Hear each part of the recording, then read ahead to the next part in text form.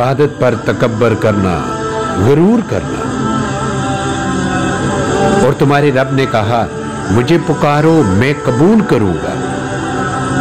और लोगों में से वो जो इबादत की बिना पर तकब्बर करते हैं, अनकरीब जलील होकर जहन्नम में दाखिल होंगे।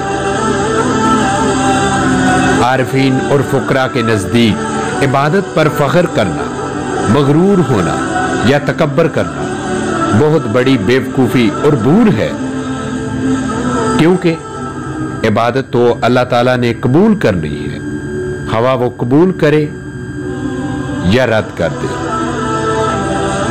इसी बात को अल्लाह ताला ने सूरह निसा में यूं बयान फरमाया है, जो कोई अल्लाह की बंदगी से नफरत और तकब्बर करे तो अल्लाह ताला क़यामत के रोज उन्हें अपनी तरफ जमा करेगा। अल्लाह के फरिश्ते इबादत पर तकब्बर नहीं करते, फरमानी इलाही है।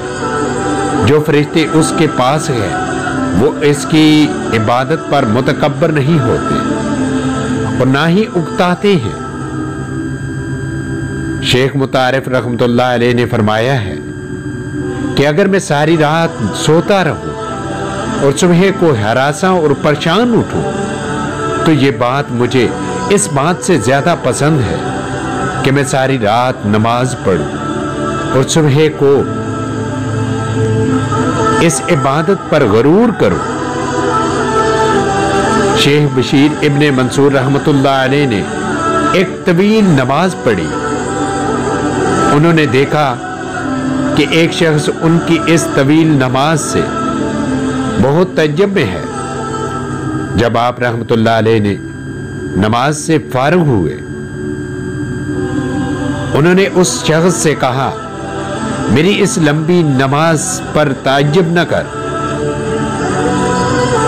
इब्लीस ने बरसों इबादत की, तुझे मालूम है उसका क्या अंजाम हुआ।